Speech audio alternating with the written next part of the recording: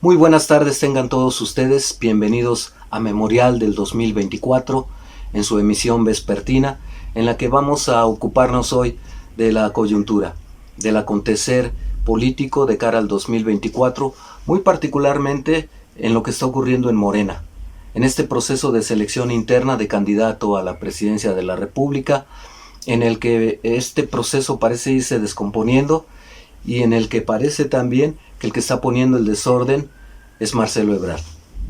Por una parte, porque desde el principio ha dicho que no le gustaba el procedimiento, que no hay piso parejo, que no hay las condiciones para que efectivamente cada uno de los candidatos tenga o precandidatos tenga la misma oportunidad de llegar a una posición más favorable para enfrentar el proceso.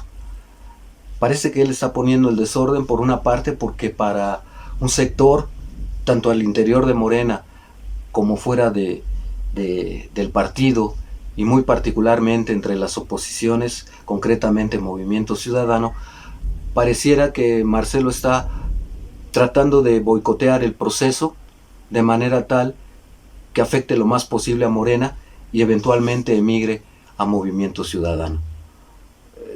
Hay otro sector, por ejemplo, que dice que, pues bueno, y yo quisiera sumarme a ese sector, que pensamos que a final de cuentas Marcelo Ebrard lo que va a hacer es echar mano de lo que ha prometido el presidente, de que habrá reglas claras, de que no se van a repetir los mismos errores ni los mismos abusos en que incurrían particularmente el PRI, pero también el Partido Acción Nacional en la selección de sus candidatos para imponerlos.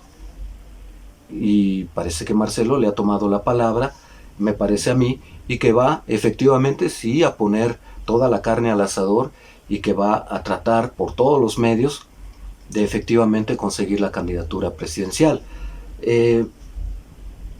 Si se va o no se va a Movimiento Ciudadano, yo particularmente creo que no lo hará, si es que algo de razón queda en su entendimiento, porque no creo que quiera terminar igual que Porfirio Muñoz Ledo. Un hombre brillantísimo, de una trayectoria excepcional, un hombre que forma parte ya de la historia política de México y también forma parte de la lucha por la transición política hacia la democracia, con ese rompimiento que tuvo junto con Cuauhtémoc Cárdenas del PRI, ese rompimiento con el PRI en 1988 para combatir la candidatura presidencial de Carlos Salinas de Gortari. Ese Muñoz Ledo que de alguna manera fue el que puso la banda presidencial a Andrés Manuel López Obrador cuando tomó posesión como presidente de la República. Ese Porfirio Muñoz Ledo, un excelente parlamentario, un orador brillantísimo, un hombre sabio, lector incansable, que acumuló un gran conocimiento y que además lo llevó a la práctica, que es otra cosa. Él mismo se quejaba en algunas ocasiones de que a final de cuentas él ya había sido secretario de Estado, habría sido también líder de varios partidos políticos, habría sido parlamentario y sin embargo solo le faltaba ya solo ser presidente de la República, cosa que no pudo cumplir. Después de su salida del Congreso de la Unión y como líder de la fracción parlamentaria, pero también líder de la Cámara Baja del Congreso de la Unión en 2003, a pesar de que pudo haberse reelecto, no quiso hacerlo porque pues evidentemente veía que todo estaba en su contra y fue sensato en esa ocasión y se retiró en la esperanza de que a él, que le gustaba tanto el reconocimiento y la parafernalia de la posición política, pues fuese colocado en una posición digna de su bagaje cultural, de su bagaje político, de las posiciones que había ocupado, incluso como una persona que estuvo a cargo de la reforma del Estado que nunca se concretó, porque bueno, no por él, sino porque quien estaba en el poder era Vicente Fox y lo que menos quería era una reforma del Estado. Así es que, pero estuvo ahí. A Porfirio se le ha considerado hasta traidor, no solo porque en 2000 se sumó a Vicente Fox, sino porque ahora, después de que salió de la Cámara Baja del Congreso de la Unión como líder parlamentario y líder de la Cámara, empezó a despotricar contra Andrés Manuel, y la verdad es que esperando una embajada en Cuba, que yo no sé quién se la ofreció, porque por lo menos desde Presidencia de la República a lo mejor le soltaron el rumor para mantenerlo calmado, y cuando vio que no le iban a dar nada, pues volvió otra vez a las andadas. En fin, yo no sé si como un acto de justicia, en cierto sentido, y de reconocimiento, hubiese sido oportuno que le dieran la embajada en Cuba. No lo sé, es que de alguna manera Porfirio Muñoz Ledo era una personalidad megalómana, autoritaria, autosuficiente, ese sí, un tanto cuanto dictatorial. Habría destrozado las relaciones con Cuba. Y no me lo imagino como presidente de la República, ¿no? Con todo y el bagaje político y cultural que tenía este extraordinario hombre. Bueno, lo mismo pienso de Marcelo Ebrard. Es un extraordinario político de una gran trayectoria, con un bagaje político que muchos envidiarían, y que le he reconocido como un político sobrio, conocedor de los sectores y de los partidos políticos, de las corrientes que van a favor y en contra, y de saber sujetar las tormentas. En fin, es un político sobrio, muy capaz, de resultados por sobre todo. Yo no sé si toda esa trayectoria y esa imagen que se ha construido paulatinamente, por lo menos en este proceso de selección interna de candidato de Morena, lo ha ido tirando a la basura. En primer término, porque si la intención de esta etapa en la que los precandidatos de Morena tenían por encomienda reunirse con la gente, acercarse más a la sociedad, escuchar de viva voz sus reclamos y sus necesidades, empaparlos, empanizarlos de gente para que vieran sus necesidades y las hicieran suyas, y continuaran el modelo de desarrollo que ha instaurado Andrés Manuel López Obrador, el único que no lo hizo fue precisamente Marcelo Ebrard. Sus reuniones al estilo de la oposición fueron a puerta cerrada, fueron muy controladas, y por sobre todo recurrió a algo que yo no me explico todavía, siendo un político tan capaz, tan sobrio, tan experimentado. Yo no sé, su equipo de campaña, sus publicistas le habrán aconsejado, pues ahora aparece como disjoker, ahora aparece comiendo en una fonda, ahora aparece bailando. No sé si para humanizarlo o bajarlo del pedestal y acercarlo al pueblo, no lo sé. Pero sí me queda claro que esa no era la estrategia más adecuada para alguien que tenía una imagen de un político sobrio, de resultados, eficaz y muy firme de convicciones. Que no, porque finalmente, a mí en lo personal, el que se ponga a bailar, que ande guisando, o que cante, o que baile, que brinque, que salte, no me dice nada de cara al 2024. Y yo no sé si en su ingenuidad quienes manejaron esta estrategia de campaña, y yo no sé por qué la aceptó el propio Marcelo, piensan que eso va a convencer a la gente. No niego que un amplio sector de la sociedad pues puede sentirse identificado o más humanizado, ver más humano al candidato, pero en términos generales flaco favor se hizo a sí mismo mostrándose de esa manera.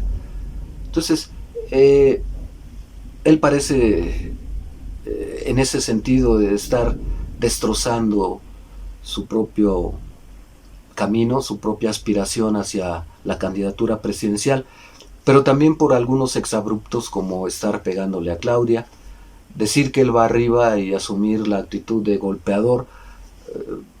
Pues si vas arriba, ¿para qué le pegas? En fin,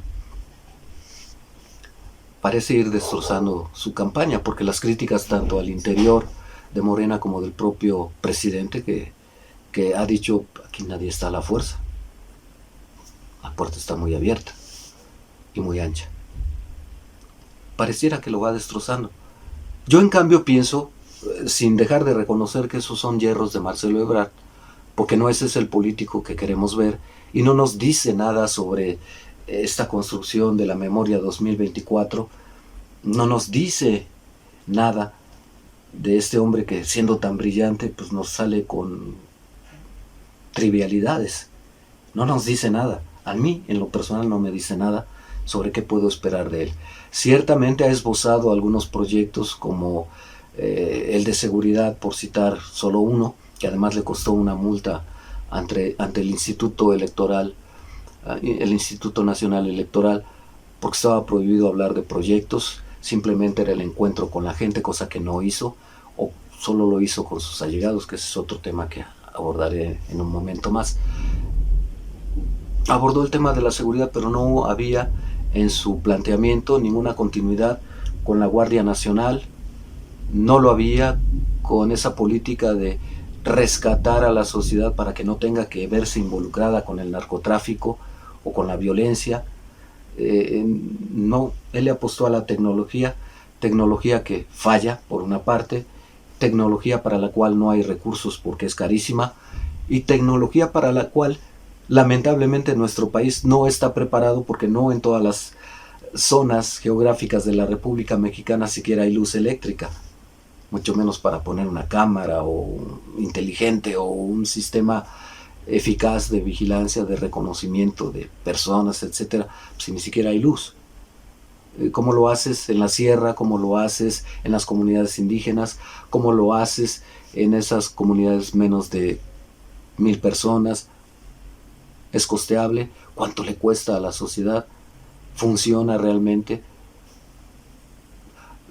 Muy apantallador la presentación, ¿no? Y el planteamiento mismo de la estrategia, pero suena a utopía o a película de ciencia ficción, más o menos. Entre esa imagen que va deteriorando de sí mismo Marcelo Ebrard, lo mismo que proyectos que por lo menos en este momento no son viables económicamente y tampoco lo son en la vida real porque, pues insisto, no hay el desarrollo tecnológico suficiente en nuestro país para llevarlo a cabo, y por si fuera poco porque no siguen una línea de continuidad con la estrategia que ha tenido el presidente, que bueno, está en su derecho Marcelo y todos nosotros de decir, pues a la vista de los resultados, esta estrategia de abrazos no balazos por una parte y de tratar de recomponer el tejido social, pues no es una estrategia que vaya a dar resultados en un sexenio. Tratas de contener con la Guardia Nacional a la delincuencia y al crimen que está ocurriendo hoy día, en la medida de las posibilidades, en el entendido de que pues las policías estatales y municipales pues están cooptadas por el narco, etcétera, etcétera, y muchos alcaldes y gobernadores pues también están coludidos con la delincuencia organizada. En fin, Marcelo de alguna manera da un bandazo mostrándonos una imagen que no, a mí en lo personal no me gusta, que no me dice nada de cara al 2024. Por la otra nos plantea una utopía, una película de ciencia ficción que tampoco va a ser realidad y que no tiene ninguna conexión con lo que se ha hecho hasta ahora, ni siquiera con la Guardia Nacional. Bueno, decía hace un momento, ¿por qué está actuando así Marcelo Ebrard? A mí me parece que finalmente su público de atención, los electores que él piensa captar, son dos. Por una parte los indecisos y por la otra los de la derecha que sí lo ven con simpatía, incluso los partidos opositores lo han visto siempre con simpatía. ¿Por qué? Porque es un hombre que se dice de centro izquierda, pero más ubicado al centro. Las entrevistas que ha dado incluso con medios que el propio presidente había sugerido ni se paren por ahí, porque van a provocar el choque y el enfrentamiento entre los precandidatos, y así fue. Y así fue. Y Marcelo se para y le dice, cuando sea presidente, le dice a López Dóriga, el primero que le voy a dar una entrevista es a ti. Como restableciendo o prometiendo restablecer ese orden de privilegios que ya tenían antaño. cuando le dijeron no vayas por allá, libertad de hacerlo, adelante, pero no ha sido bien visto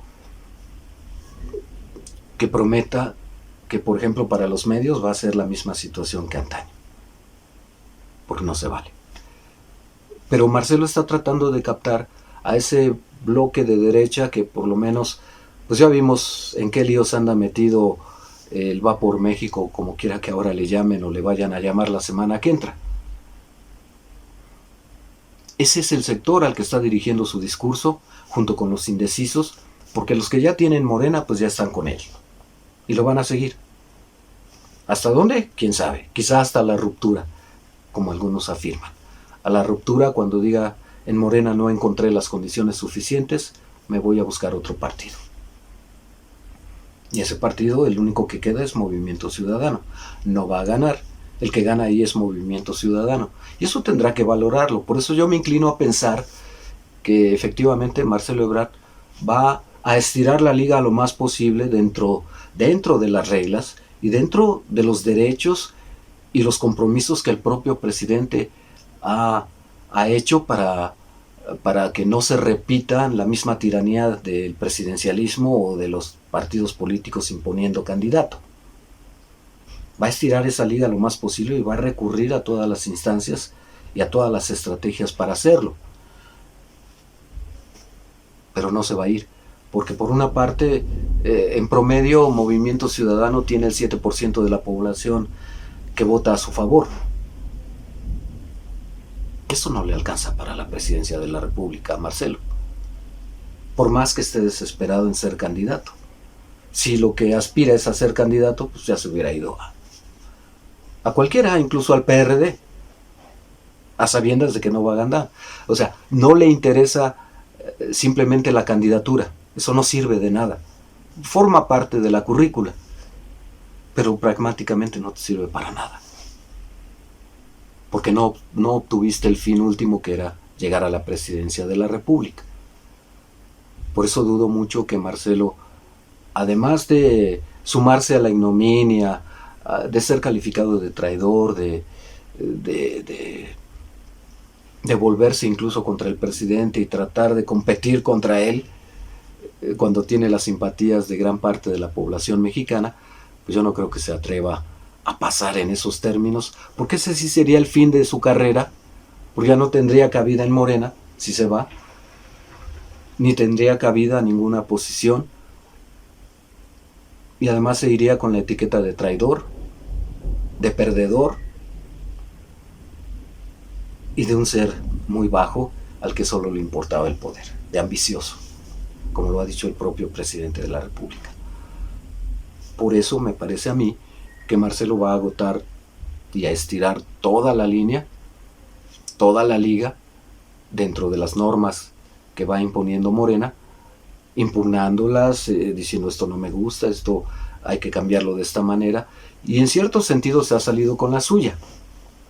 No puede quejarse porque planteamiento que ha hecho, algunos se los han cumplido al 100%, otros pues le han dado la pauta para que eventualmente, si no se cumple tal como él quiere, pues por lo menos tenga la opción de quedar conforme y no romper como todo mundo o como muchos sectores vaticinan al interior de Morena y desde afuera. Por ejemplo, Marcelo dijo: yo voy a ser el primero en renunciar porque no es legítimo que ocupando un cargo público ocupe recursos de esa índole o descuide mi labor como secretario de Desarrollo de Relaciones Exteriores para irme a hacer una campaña. Así que yo voy a ser el primero en renunciar. Y eso forzó al resto, primero al partido, a pensársela muy bien, y al resto de los aspirantes, suspirantes, a que eventualmente tendrían que hacer lo mismo. No sería legítimo desde, por ejemplo, en el caso de Claudia Sheinbaum, no sería legítimo aspirar a la candidatura presidencial y lanzarse a una pre-campaña siendo jefa de gobierno todavía, en el entendido de que de lo que más se le acusa es de quien más ha invertido, ella es quien más ha invertido en en espectaculares y en desplegar todo un equipo, y hasta se acusa, y lo acusa Marcelo y otros sectores, tanto al interior de Morena como desde la oposición, de que ella pues finalmente ha utilizado todo el aparato, no solo en el gobierno de la Ciudad de México, sino del gobierno de la República, con algunas secretarías, en particular la de Salud, para contar con apoyos personal y promover su imagen. Forzó a que todos los demás renunciaran a sus encargos, y no fue cosa menor. Si lo vemos, el que más beneficiado salió de esa renuncia fue el propio Marcelo, porque yo no niego la importancia y el papel brillante que jugó en la Secretaría de Desarrollo de Relaciones Exteriores, pero no tiene el mismo peso, ni exhibición, ni exposición al público, tanto de la Ciudad de México como del país, como lo tiene la jefatura de gobierno del Distrito Federal. No tiene tanta presencia, ni tanta visibilidad, ni tantos amarres políticos como lo tiene la Secretaría de Gobernación, donde estaba Adán Augusto López. Ya más para abajo, pues bueno, Monreal, que de por sí ya todo el mundo lo tenía catalogado de traidor, lo han ratificado en esa etiqueta, y pues bueno, por lo menos ya no va a cobrar, ni va a seguir haciendo negocios en el Senado de la República, aunque tiene otros muchos por otro lado, ¿no? En las delegaciones a las que ayudó a ganar en la elección intermedia, particularmente con Sandra Cuevas, entre otros. En fin. El que sí perdió fue Noroña, porque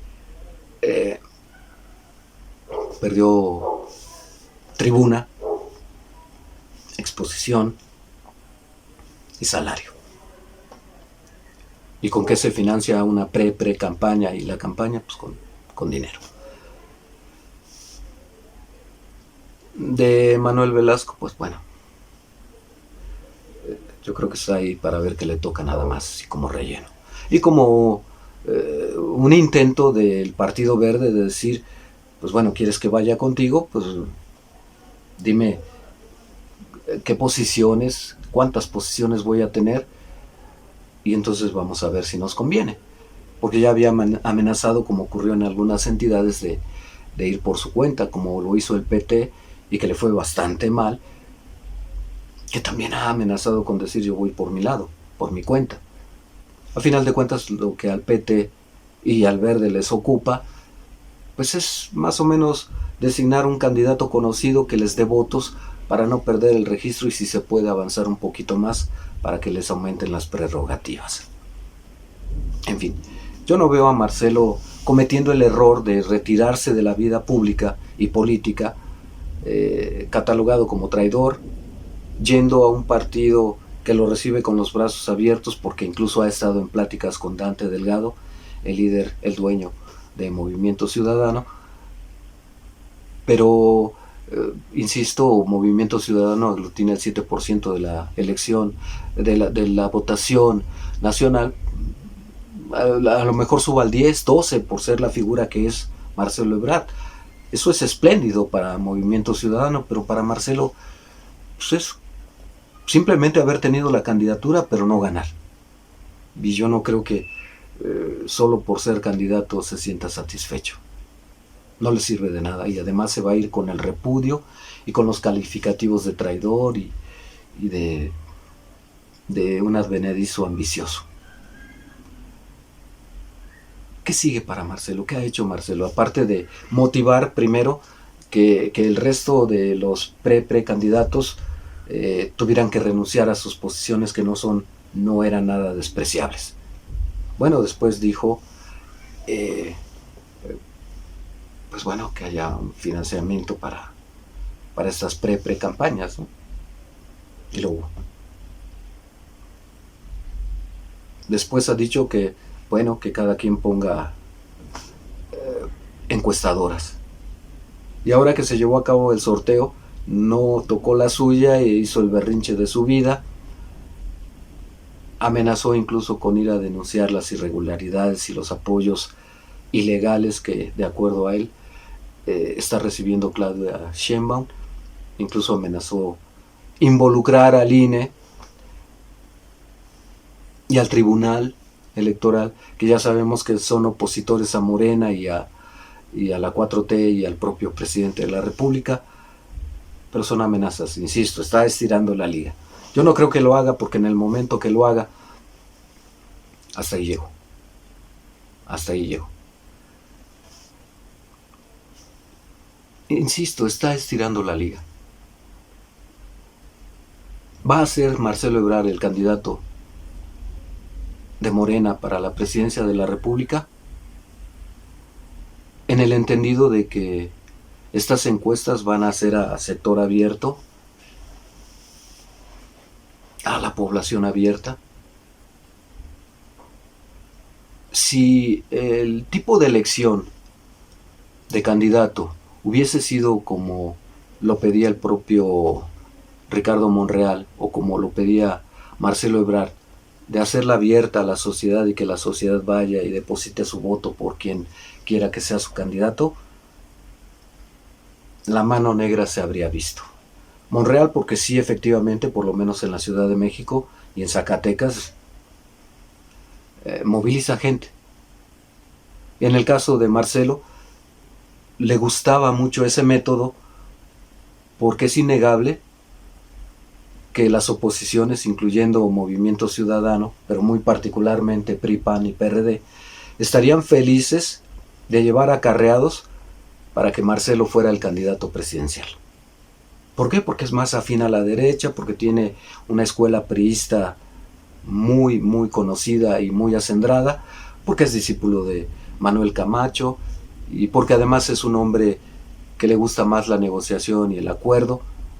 ¿A cambio de qué? Ese es el problema. Y ese es el problema, efectivamente, de fondo de Marcelo Ebrard. Dentro de Morena mismo es visto como alguien muy inclinado a la derecha. Dentro de Morena es visto como alguien que está dispuesto a pactar con los empresarios y darles canonjías, con los medios de comunicación, con los poderes fácticos, a cambio de la gobernabilidad y de la posición.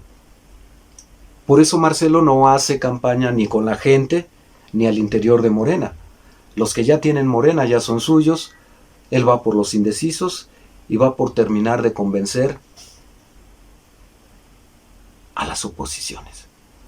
En el PRI, el PAN y el PRD, bueno, el PRD ya está en inminente extinción, trata de por lo menos jalarlo. Por ejemplo, si el candidato que designe el Va por México, como se llame, no convence ni a los panistas ni a los priistas, o a unos sí y a otros no, pues los que están en descontento con el nombramiento de candidato o candidata, evidentemente se irían a votar por Marcelo. No dentro de Morena, no como candidato de Morena, sino en Movimiento Ciudadano. Entonces sí, por eso podría subir hasta 15, 18 puntos la votación a favor de Movimiento Ciudadano. Espléndido para ellos, pero no para Marcelo, porque no es suficiente. Pero ese es al sector al que le está apostando, al de los indecisos, por una parte, y al otro sector, al de los descontentos de los partidos que o no obtengan hueso o no están a gusto con quien llegó a la candidatura. Dentro de Morena, por eso Marcelo es mal visto también, porque es muy proclive a la derecha, que haría tal vez un gobierno de derecha, y que ese proyecto que en teoría nos vende la oposición, por ejemplo, que es la vuelta al pasado, a la guerra contra el crimen, con las muertes que conlleva, como hizo Felipe Calderón en su sexenio, y por otra parte el modelo de desarrollo económico es nada para los pobres y todo el apoyo para los ricos, que está estructurando José Ángel Gurría, que es el padre del FOBAPROA, que pues hasta 2087 quizá nuestros nietos terminen de pagar, o bisnietos tal vez, ya no lo veremos, por lo menos yo ya no lo voy a ver. Esa es la oferta de gobierno que tiene la oposición, y nadie en su sano juicio quiere ir para allá. pero la oferta de gobierno de Morena la están construyendo un grupo de intelectuales, de notables del partido, afines con el partido, y que está sustentado en el proyecto de nación que ya desde 2006 había esbozado Andrés Manuel López Obrador cuando le fue arrebatada y robada la presidencia de la República por Felipe Calderón. En algunos de sus libros de la época pues decía soberanía energética, el rescate de Pemex, primero los pobres por el bien de todos, etcétera, etcétera, el apoyo a los adultos mayores como él inauguró como jefe de gobierno del Distrito Federal, extenderlo, hacerlo universal, en fin, la vuelta atrás a las reformas neoliberales, todo eso es hace 20 años, más de 20 años, que ya lo habíamos visto, porque ya lo había anunciado el PG, y Marcelo no tiene esa línea, no va para allá. Por eso es mal visto incluso en algunos sectores de Morena. Pero ese proyecto de nación, al margen de si es Marcelo o Claudia el que llegan, no es que yo, como hizo Marcelo de subestimar al resto de los contendientes, los menosprecie, pero los números no mienten. Claudia va a la cabeza, no crece más de lo que ya tenía, que eso debe ser preocupante para ella, y por el otro Marcelo también pues como que por momentos va peleando con Adán Augusto y luego sube un poquito, luego baja y se está peleando más que con la cabeza, con el primer lugar, parece que se está peleando con el tercero. Y la interrogante. Si Marcelo llega en 2024 a la presidencia de la República, ¿va a seguir los mismos lineamientos de Andrés Manuel López Obrador o ese proyecto de nación que está plasmando en un documento un grupo de notables dentro de Morena? ¿O se va a ir por la libre y va a cumplir los compromisos que hizo en campaña con los poderes fácticos, como los medios de comunicación o como el sector empresarial? A mí me parece que la segunda opción es la más probable. En el caso de Claudia Sheinbaum, yo creo que ella sí es más maleable, más flexible. No quiero decir que dependiente o creación de Andrés Manuel López Obrador, pero sí tiene una fidelidad al movimiento más férrea que la que tiene Marcelo Ebrard. Y miren que son dos caminos, dos carreras, dos maneras de entender, ver y ejercer la política muy distintas de ambos.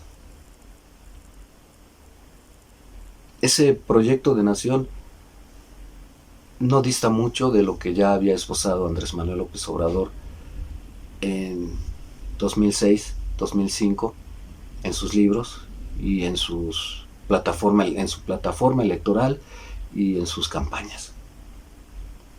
No dista mucho de eso. Y además lo ha aplicado y lo ha cumplido a lo largo de este sexenio en que ahora es presidente de la República. En resumen, ¿se va o no se va Marcelo de Morena? Yo personalmente creo que no. No es tonto, no va a ir a perder con Movimiento Ciudadano y no va a retirarse de la vida política y pública ni a renunciar a una trayectoria brillantísima en aras de simplemente ser un candidato más, una figura decorativa. Así es que yo le apuesto a la sensatez de que no termine como Porfirio Muñoz Ledo, le apuesto a que efectivamente va a predominar su madurez política, su sobriedad, su experiencia, que va a estirar la liga lo más que pueda y va a pelear todos sus derechos, su derecho a participar como candidato, y que va a echar mano de todas las reglas y de todos los compromisos que adquirió Morena y que adquirió el presidente para no repetir las malas mañas presidenciales y del partido, y que eventualmente, cuando Claudia obtenga el triunfo, evidentemente no le va a tocar la Secretaría de Gobernación. Es una posición, es la segunda posición más importante en el poder en nuestro país. Será seguramente líder del Senado de la República, si es que el orgullo no lo traiciona y mejor se va a su casa. En fin, Yo creo que Marcelo no se va, que sí va a pelear hasta lo último y que va a hacer escándalos lo más posible y que va a exigir que efectivamente se cumplan las reglas, pero llegado el momento se va a disciplinar y va a aceptar la derrota. O quizá no la acepte, pero tampoco va a hacer nada ni se va a ir del partido. Quizá no apoye al ganador o ganadora, en este caso Claudia, y se va a mantener neutro y quizá ya se retire de la política o acepte, en todo caso, si el orgullo no le gana, pues ser coordinador parlamentario en el Senado de la República. Me parece que es lo más sensato para él, pero no deja de hacer mucho ruido al interior de Morena el que un proceso que iba marchando relativamente en calma, los medios de comunicación tradicionales decían es que ahí no hay noticia. Pues no, para ellos no hay noticia porque no hay sangre, no hay escándalo. Lo que estaban haciendo los precandidatos era reunirse con la gente y tener acercamiento con ella, pero no hacer declaraciones rimbombantes, ni siquiera se aceptaron los debates porque pues eso también iba a meter mucho ruido en la contienda. En fin, yo no veo que Marcelo se vaya. Si es sensato, si sigue siendo un político sobrio, inteligente, como así lo vemos muchos, y solo le quedan dos sopas: tragarse su orgullo y llegar al Senado como líder de la fracción parlamentaria o irse para su casa. No va a poder ni con el presidente ni con la voluntad de la mayoría si es que efectivamente están dejando que la gente, que la sociedad sea la que defina el candidato de Morena. Pues muchas gracias, hasta aquí el día de hoy. Les espero el día de mañana. Acompáñenos. Espero ahí sus comentarios, sus críticas, sus sugerencias. Les dejo las direcciones para que se comuniquen con nosotros, el teléfono, y les pido mucho que nos apoyen. No tenemos todos los recursos, pero sí tenemos todas las ganas de hacer un proyecto interesante que no solo vea la coyuntura, sino también el futuro, que nos obliga a comprometernos también como sociedad a participar de lo que por primera vez puede ser una fiesta democrática para el país, o que puede convertirse, incluso ganando Morena, en la consolidación de un poder hegemónico del que hablaré después y que predomine sobre todo el país, como parece pinta la cosa. Yo les agradezco mucho el favor de su atención. Cuídense mucho. Hasta la próxima.